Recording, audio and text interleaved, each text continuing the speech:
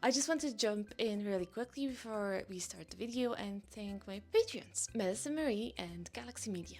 And if you guys want to join my Patreon, the address is here on the screen. Hopefully, I hope I don't forget it.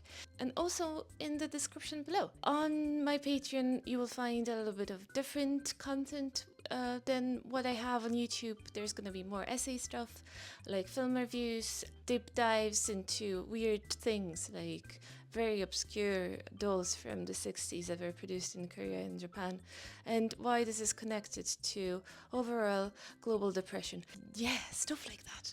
So thank you once again, and please enjoy the video. Bye. Hello, friends and family. Welcome to Lazy Art Days. No, that's not it. Something catchier. Today is Sunday. Casual Art Sundays. You know what? We're workshopping, okay? We are workshopping. This is a brand new segment on my channel where I will be talking about art, making art, showing off things that I'm actually good at. Maybe I should just call it art stuff I'm good at. What do you think? Let me know in the comments, because apparently naming stuff is not one of my talents. So, welcome to art stuff I'm kinda good at. Today, I want to talk about something close to my heart. Collage.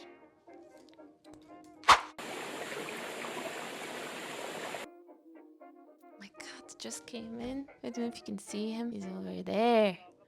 Little culprit. You wouldn't believe me how many co-workers, friends, family members ask me the same set of questions when they find out what I'm doing for relaxation after work. Or maybe you can, because you asked one of those questions. Do you find collage relaxing? Is it hard to figure out how to start making collage? Do you need a lot of patience working on small detailed pieces? Are those tiny pieces of paper terrifying? Does the idea of gluing things together down permanently intimidate you? Is it tricky to create a color palette for collage? Is collage an expensive hobby? My answers are always the same. Yes, no, no, yes, yes, no, no. But I guess you would like to learn more about those answers. So maybe let's start with the basics while I'll show you my processes. So, what is collage anyway?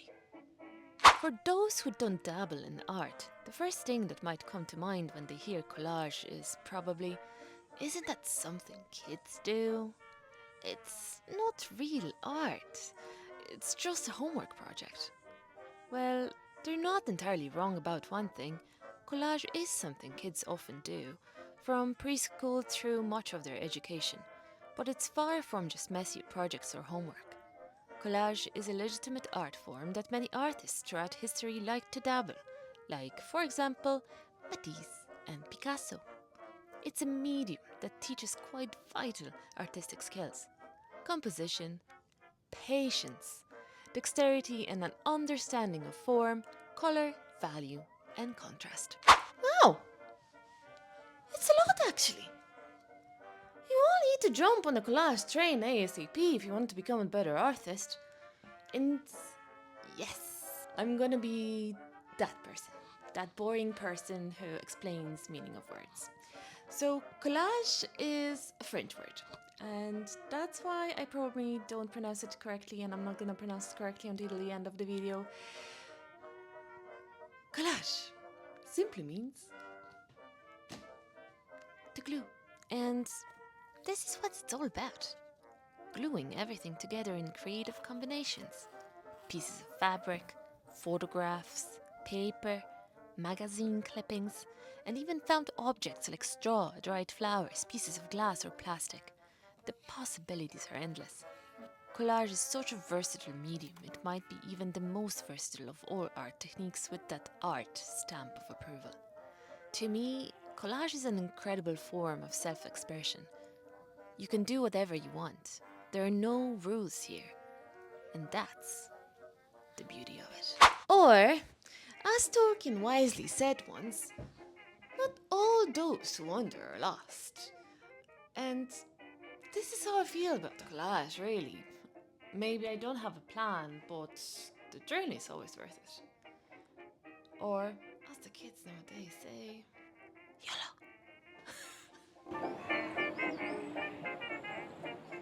still with me? Are you feeling sleepy? That's great. So, where do we start with creating our first collage masterpiece? Honestly, you don't need much to create a collage. A pair of scissors, sharp ones. Remember, they need to be sharp. Glue. Any would do, but don't use super glue. I don't think it's suitable for paper. A pencil, an eraser, and a collection of various papers. And that's it. That's the end of the lesson, so see you next week. Yeah. Okay, bye. What? You want me to show stuff? I guess I can do that. So today we will be sticking to basics. So we're not incorporating any fancy stuff into our collage like, I don't know, pieces of fabric or dried flowers or what else you can add? Anything actually. Feathers. We're not doing that. No, no, no, no. Today we will be focusing on paper and paper alone. That's it. So, treat this video as a part 1 to your introduction to how to start making collages. So the next video, which will land next Sunday, we will be making an actual art piece, me and you. I will tell and show you how to do that. Sounds good? Okay, so today, only prep. Let's move to another room where I have a table there because we're in my bedroom and I'm not gonna do this on a bed. So yeah, let's move. Okay, so as I said before, there are no hard and fast rules to collage. You don't need any kind of special paper to do that. It doesn't need to be like super thick, although I do admit, like when you are creating your collage piece, if the back of the collage, so the background of yours that you're gonna stick your tiny little artworks to is a bit thicker, it does help with the warping because you know, like paper and glue, which has moisture, like they don't necessarily go together very well. So having that thicker background does really help with the warping. In my own work, I love combining like store-bought paper, like colored sheets of paper, with other kinds that I can get my hands on. So origami paper is really nice and good, and you have very cool patterns to work with. Tissue paper, but my favorite, absolute favorite kind of paper is the one that I make myself using different techniques. Some time ago, maybe 6 months ago, I made a YouTube short about what I'm using, what kind of techniques I'm using while creating my colored papers. I will link it below for anyone interested, but I will show some examples in this video as well. So if you are all about bite-sized content, have a watch. If not, please stay, please. Also, if you are not in the mood to paint with paints today and get messy, because it's gonna get messy, I can promise you that, I will show you how to create some patterns using just markers and pencils, so it's okay. But first, let's explore some messy painting techniques and create your first stash of colored papers.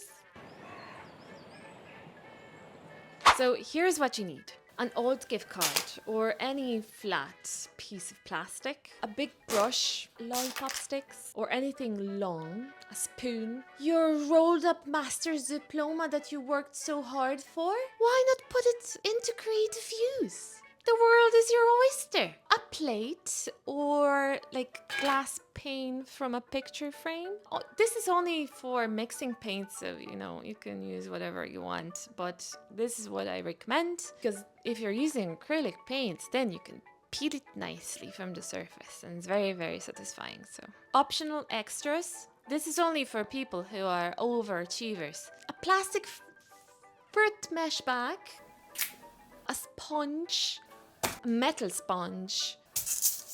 Oh, and of course, paint. It could be anything. Poster paint, although I find poster paint a little bit too liquidy. Gouache paint, but they're very expensive. Or acrylics. I actually prefer using acrylics for creating my papers, so do with that what you will. And pieces of paper, like this is important. So it could be anything, like a newspaper, paper, or just the ones that you use for your printer. The possibilities are endless, really. So grab whatever you find fancy and just roll with it. Okay, so did you write this down? I really sure hope so, because I'm not gonna repeat that. I think I'm losing my voice now. I'm gonna stop talking and I'm gonna move you to my desk and we're gonna start working on papers. Okay. Welcome to my office. Gaugan is in a playful mood right now. You're gonna hear him from time to time. So you can approach the exercise that we're gonna do in a minute in two ways. First one, start with a color palette in mind, or dive in without a plan and let yourself run wild like a tiny Shetland pony in a sweater, frolicking through Scottish pastures, creating just every colour under the sun. Today I will do just that because I'm running low on some colours and I need to update my library. So actually, by the way, library reminded me to show you my scraps collection and my library, but I'm gonna do that later on. So here's what you need. A basic pack of A4 printer paper, or as I said before, you can use newspapers, you can use your old drawings, anything. I'm just gonna use A4 format today. Primary paints, so yellow, I don't know if you can see that this is yellow, red and blue. Optionally, you can use also orange and some green if you want to. I've lined my table with some cardboard and I think it's time to stop procrastinating. Okay, let's go. So we will use a color wheel today. If you have a physical one like this one that I have over here, just grab it and put it somewhere near your working station. If you don't have one, you can always Google it and just keep it on your phone or on your computer really. There is one I found online. Why is it so weird? Trust me, having color wheel handy around your station when you are working with colors is very, very helpful. It will keep your colors bright and you will avoid muddiness. So, by the way, colors. So I have a video in the works about color. Keep your eyes open if you're interested in the topic, because this is coming. I think it's a very important topic. So, anyway. Grab your yellow and we will be moving along the color wheel. So to this beautiful yellow that you have, you will be adding very slowly some dabs of red, okay? But first, place a generous glob of yellow on your plate or on your glass. Paint a sheet or two using only this color. You can use a brush or you can use my favorite tool, which is an old gift card. Once that's done and you have your yellow sheets of paper, add a tiny bit of red to your mixture and mix it well. And paint another sheet. Gradually add more reds to each mix to create a gradient of colors. When you reach the darkest shade of red, add a dab of blue. And continue moving along the color wheel. So we're still going left. No, right? Yeah, we're continue moving left on the color wheel. So I will explain the color wheel and how to use it in the future. But what you only need to know for now is that we're moving along the color wheel towards warm tones. So where is it? So we have yellow, and then we're moving slowly towards red, and then adding a tiny bit of blue, so we're gonna create violet. And when you're gonna reach the darkest shade of blue, you can start adding yellow again. As you paint, let it loose. Don't be afraid to get messy. I know that probably your desk looks very similar to mine, and you're only thinking about cleaning this. But this is a part of actually collaging process, just trying to embrace the madness and trying to embrace this experience. So you can mix techniques now, try different types of paper if you have, and see what happens. I love using like old weathered paper, for example, like my old childhood drawings. I'm using a lot of them right now and just adding just a teeny tiny layer of color to it, and it really creates this nice dimensionality that I want from my collages. Once you made papers in every color under the sun, you can stop here or you can move it to next level. Layer colors on top of already dried papers to create new textures. You can blend two colors directly on paper to see what magic emerges. You can stick two damp sheets of paper together and tear them apart and see what you're gonna get. This is actually really nice for creating textures for houses. I really like using this technique a lot. Oh, you can also add a wax crayon to the mix. So just take a wax crayon, draw some shapes and put a very thin layer of paint over it. I like actually using this technique when I'm creating any type of foliage, so like any bushes or trees.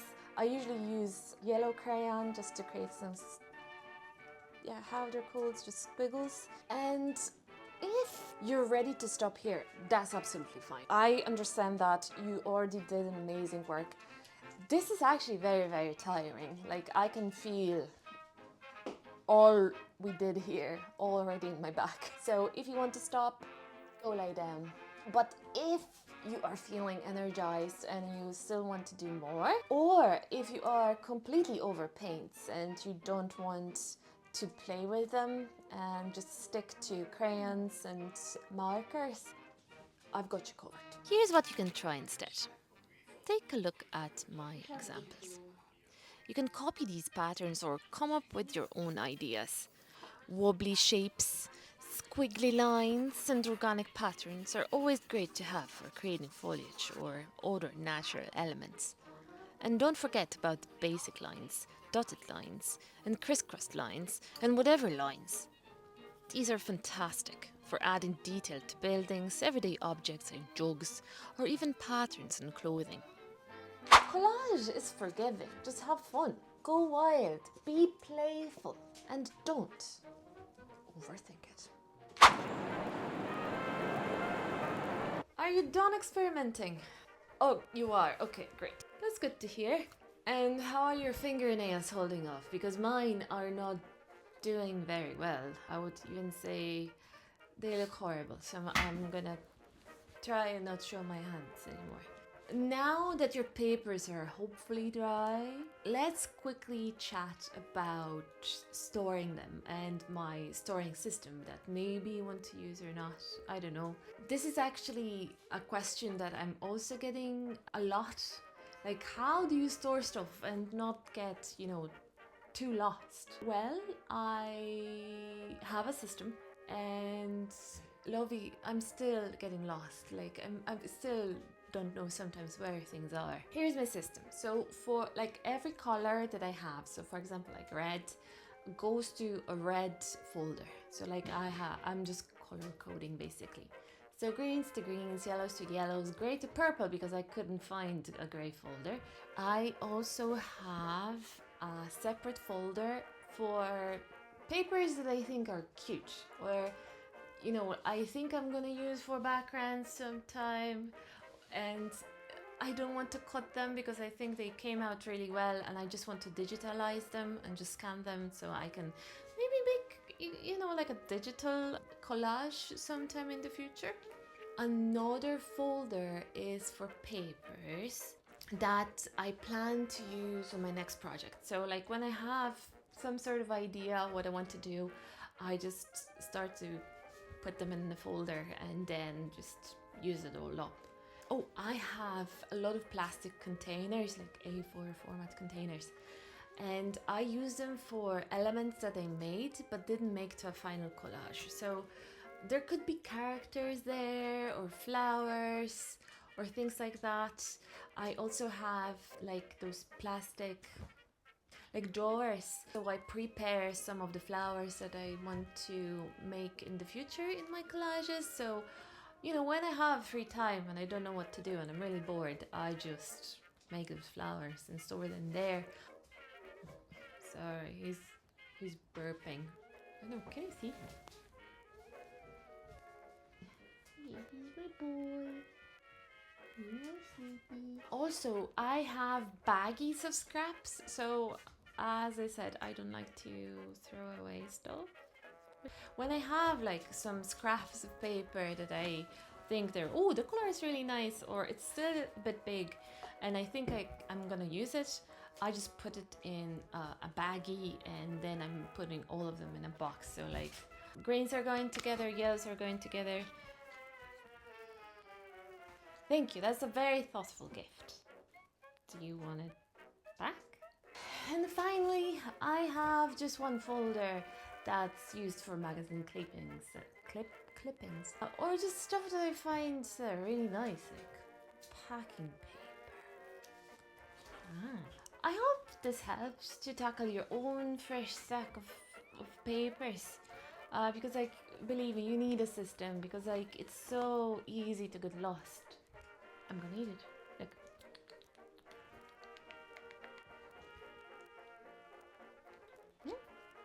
No. And that's it for today's Lazy Art Sundays, or art things that I'm actually good at. No, art stuff I'm actually good at. You've created a wonderful stash of vibrant, colourful papers, and I am very proud of you, because I know that this is very, very tiring and your back is probably killing you. Think about this video, like today's video, as a prep in part 1 to part 2 that's gonna come in next week, so Sunday. And in part 2 is where magic really happens. Oh, my bubble. What happened? Come here. Come here. Show me your face. Oh, my bubble. Oh. So, until then, don't forget to subscribe, leave a comment. Oh, they can't leave comments. Oh no. Ask questions, like I always reply to any comments. So if you have questions regarding color, papers, collaging, anything, whoa. Ask away. And get ready for the next video that drops next Sunday. Until then, keep experimenting, dry your papers, keep them away from your pets, because sometimes they can eat them. I know that happened to me a few times. Keep them between the books, keep them flat so they won't shrivel, or under a rug, whichever you prefer. So, see you next time! You want to say bye, YouTube? No. Okay. Cheers.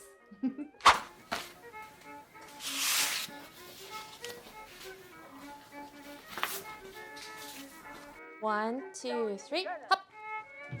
A basic, bass.